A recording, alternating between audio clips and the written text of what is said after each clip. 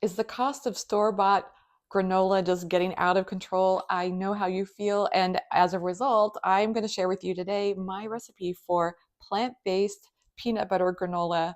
And the thing that I love about this so much is that it's easy to make, it's so customizable. You can change up these ingredients however you like.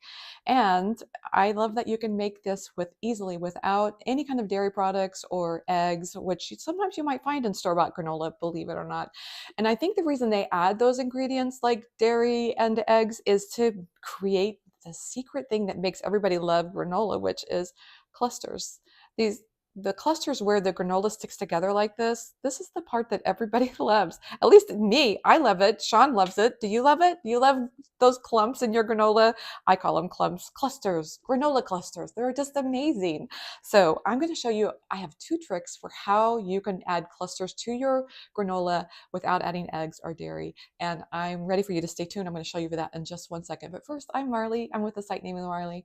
Thanks for joining me today. I love making plant-based recipes and sharing them with you. So I'm so glad that you've joined me today. And I'm really looking forward to showing you more about this peanut butter granola. And I hope you'll love it as much as I do. So let's get started. What I have here are 6 cups of rolled oats. And the reason I like to use rolled oats is that the texture is thicker than the instant oats. And it really does add, that texture really makes a delicious granola. So to that, I'm going to add a cup of, these are pecan halves, and I have a cup of almonds. And what I have here is a half cup of, those are sunflower seeds. You can do whatever you want. If you have pistachios are really great in this. There's hemp seeds would be really good. Any kind of seeds that you want to add to this granola is going to be wonderful. Now I just give it a little stir just to make sure the ingredients are combined. So I'm going to set that aside and we'll move on to the more liquid ingredients. So what I have here is a half cup of peanut butter. I'm going to add a half a cup of maple syrup. Now I've heated both of these up. Sometimes in the recipe itself, I say to heat them up afterwards, but to save running over to the microwave, here I've just heated these up first so that they'll stir together much more easily. And this is 2 tablespoons of olive oil. Olive oil adds a nice little crispy texture to the granola, which I love. And then I have here a flax egg, and that's one of my secret ingredients, because flax egg is basically 1 tablespoon of ground flax and 3 tablespoons of water, and that creates kind of an eggy texture, which helps act as a binder for your granola, and it causes it to, I think it helps the granola stick together as it's baking, and it works out just perfectly. I've been so thrilled when I first was experimenting with this recipe and to discover that adding this flax egg is the perfect solution. And it also, it adds flax. Flax has omega-3s and healthy fats in it. So, and protein, plant-based protein. So there's so many good reasons to add a little bit of ground flax. So once you get this nice and stirred, this is basically your peanut butter sauce. We'll just go ahead and add this to the granola. Get all of that in there that I can. And we're just going to stir this all together.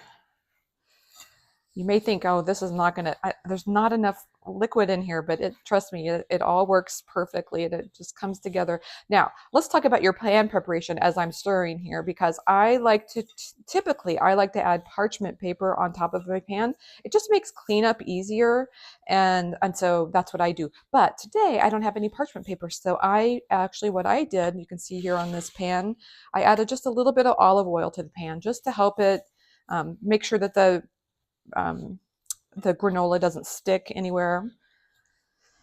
So there we go. Nice stir. You just want to make sure everything is coated. What was that? 8 ingredients, Sean? Yeah, 8 ingredients. That's all it takes to make your own homemade granola. Now, this is a minimally sweet granola. I just wanted to point that out. You can add more sweetener, but I'll be honest, I think a lot of the store-bought granola is just too sweet. Do you agree with me? it's almost like sickeningly sweet, I think. So we like to do a minimal sweetness. And one of my favorite add-ins would be to add a little bit of ground cinnamon, because I think it enhances what I might consider to be a natural sweetness to granola. So I'm just going to throw in a few sprinkles of cinnamon in there. Another really great addition to granola would be some coconut flakes, because again, that's going to add a little bit of well, this is actually sweetened, but even if you added unsweetened coconut flakes, it's going to add a little bit of sweet flavor. And another thing, if you want to give it kind of a chocolate vibe, you can add some cocoa powder to the peanut butter sauce. If you do add cocoa powder, I think you should add probably another tablespoon or two of maple syrup, because cocoa powder is a little bit on the bitter side, which of course I love. But if you wanted to add chocolate, you would do that in the sauce there. Okay, so I think this is ready. I'm going to show you my second tip for getting clumpy, granola clusters. Is we're going to spread this in the pan. I think that's going to be right. And I use the back of the spatula to kind of push it down into the pan. And that is my second tip, because when you can get the granola kind of pushed into the pan before it bakes, I'm going to add a little bit more here. That is going to cause it to bake together and kind of create this cohesive mixture. Let's see. Aaron says, I love it too. So everybody likes the granola clusters. I think it's true. It's a positive. Everybody agrees. If I can see a granola cluster, it's going to be the part that I go to every time. So yeah, it's just pressing. And if you wanted a trick for not getting your hands all messy, sometimes what I'll do is I'll actually use the spatula, and I'll just go like this and kind of gently press it down like that. So that really helps the granola kind of stay together, and a little bit of gentle pressure really pushes it down. And this is ready to go in the oven. I have the oven preheated to 300 degrees Fahrenheit. What is that, like 177? Yeah, 177. Yeah. And then this goes in the oven for 30 minutes, and that's it. It's done. Now, I will say, when you're baking on a pan like this one without the parchment paper, I would probably get an eye on it around 25 minutes, because especially if you're using a darker pan, it has a tendency to brown more quickly. So using a darker pan, I would probably set my timer for 25 minutes. Now, I want to show you one more ingredient that you can add to your granola. This is a freshly baked batch, and what I do is I just add some these are cranberry raisins or craisins. I add those after the bake, because there are some ingredients, like, the thing you could add here would be chocolate chips. You don't want to add those as it's baking, because the craisins will get all dried out, and that's no good. So what I wanted to show you, so this is because it was pressed so firmly in the pan, and now as I break it apart, it creates clusters. You see those in there? Nice little clusters that just kind of come. Obviously, you've got some free-form granola in the wilds, all running around on its own, but you have lots and lots of clusters. It's just perfect. It's delicious. I'm just imagining how we're going to be enjoying this with some almond milk. I have some nice coconut yogurt that I'm going to put this on top of. It's really delicious, and lots of beautiful, gorgeous clusters. So I'm pretty excited. Now, some questions you might ask is, can I use an alternative to the nut butter? Absolutely. You can use almond butter, cashew butter. If you needed completely nut-free, go ahead and use tahini, or sun butter would be great there too. Another question you might ask is this gluten-free? As long as you use certified gluten-free oats, yes, this is absolutely gluten-free. So you're making everybody in your life happy, so that's nice. And again, just customize your ingredients, test it around and see if you like it a little bit sweeter or a little bit less sweet. Yeah, just change out your ingredients however works best for you. Another question you might ask is, how long can it be stored?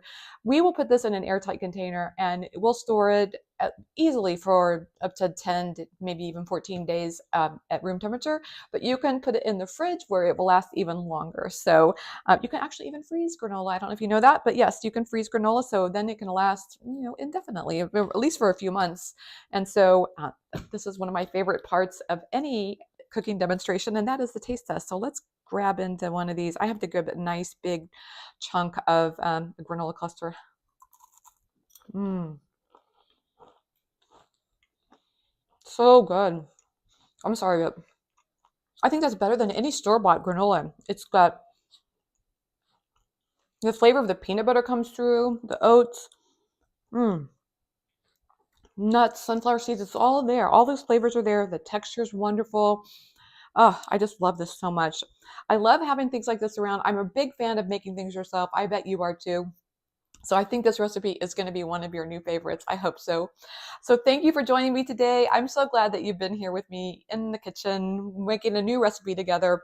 And if you have a favorite add-in that you like to add to your granola, I would love to hear from you because I'm always looking for fun add-ins that make granola extra special. So thanks for joining me today. If you like this video, give it a thumbs up and subscribe for more recipes coming your way every week.